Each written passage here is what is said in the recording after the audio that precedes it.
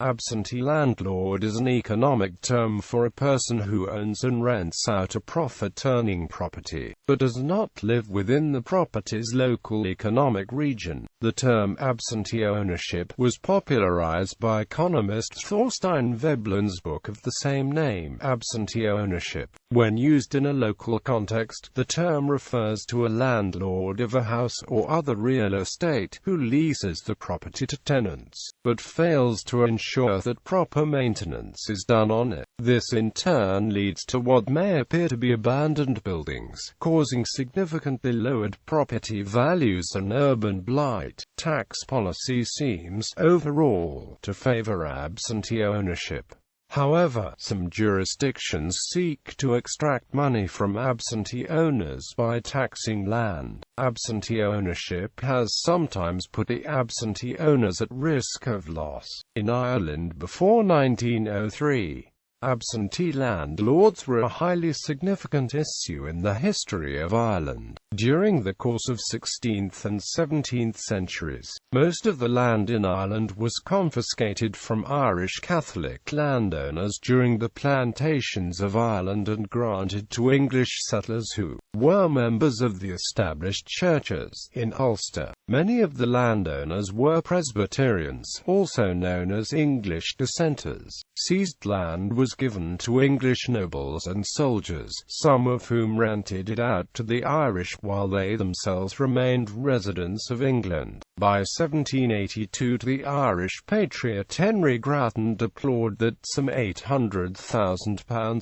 was transferred annually to such landlords. He attempted to place an extra tax on remittances to England, but many absentees also reinvested part of the rents into roads and bridges, to improve local economies, that are still seen today. A notable beneficial absentee in the 19th century was Lord Palmerston, who went into debt to develop his part of Sligo, an investment that eventually paid off. By the 1800s resentment grew as not only were the absentee landlords Protestant, but their existence meant that the wealth of the land was always exported. This system became particularly detrimental to the native population during the Great Irish Famine when, despite Ireland being a net exporter of food, millions starved, died of disease, or fled the country. In the years following, the land issue with the Irish Land League's land war became a significant issue in Ireland. The land issue was one of the historic factors which resulted in Ireland's troubled history until the 1920s,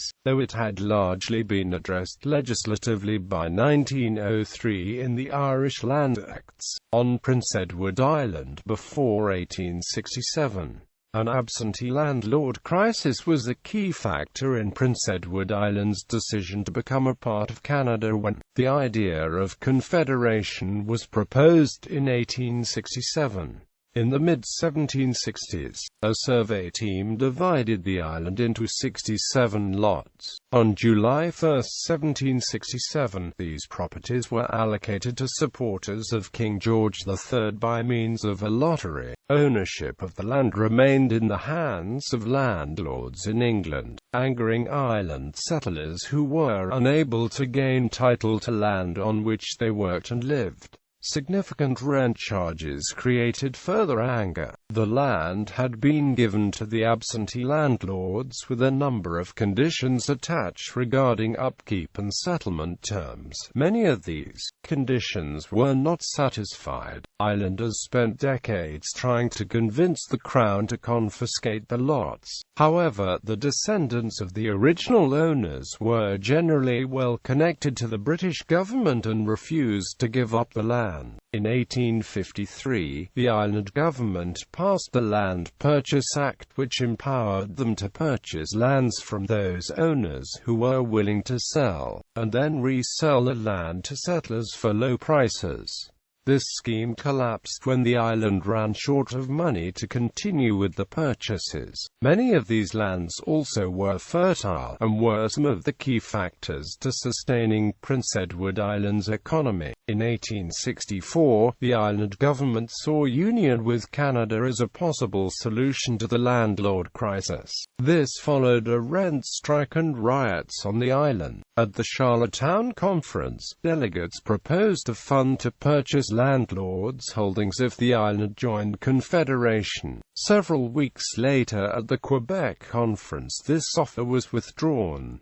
The island resolved not to enter Confederation as a result. The government refused offers from the other provinces and finally relented in 1873 after the local economy was pushed near to collapse. Under the terms of union, Canada agreed to provide the island with an $800,000 fund to purchase the remaining absentee holdings. In 1875, the Land Purchase Act was enacted to force owners of the large estates to sell the holdings to the provincial government. The island's experience with absentee landlords affects its land ownership laws to this day. Non-residents are not permitted to purchase land in excess of 2 hectares without approval from the cabinet. In 2009, an American was fined $29,000 for contravening these laws. In Palestine before 1948, the Ottoman Empire embarked on a systematic land reform program in the second half of the 19th century. Two of the new laws were the 1858 Land Registration Law and the 1873 Emancipation Act. Prior to 1858, land in Palestine, then a part of the Ottoman Empire since 1516, was cultivated or occupied mainly by peasants. Land ownership was regulated by people living on the land according to customs and traditions. Usually, land was commonly owned by village residents, though land could be owned by individuals or families. In 1858, the Ottoman Empire introduced the Ottoman Land Code of 1858, requiring landowners to register ownership. The reasons behind the law were twofold: to increase tax revenue, and to exercise greater state control over the area. Peasants, however, saw no need to register claims. For several reasons, landowners were subject to military service in the Ottoman army. General opposition to official regulations from the Ottoman Empire. Evasion of taxes and registration fees to the Ottoman Empire. The registration process itself was open to misregistration and manipulation. Land collectively owned by village residents ended up registered to one villager, and merchants and local Ottoman administrators took the opportunity to register large areas of land to their own name. The result was land that became the legal property of people who had never lived on the land, while the peasants, having lived there for generations, retained possession, but became tenants of absentee owners. The 1856 Emancipation Reform Decree and 1869 Citizenship Law was interpreted as giving Jews the right to own land in Ottoman Syria under their own name. The changing of this law was a part of the worldwide 19th-century movement towards emancipation and civil rights for oppressed minorities. This 1873 secular land reform, civil rights law was popularly confused with a religious law, and it was held as a humiliation to Islam that Jews should own a part of the Muslim Ummah. The confusion between religious and secular law made the laws against Jewish ownership of land religious laws. Over the course of the next decades, land became increasingly concentrated on fewer hands. The peasants continued to work on the land, giving landlords a share of the harvest.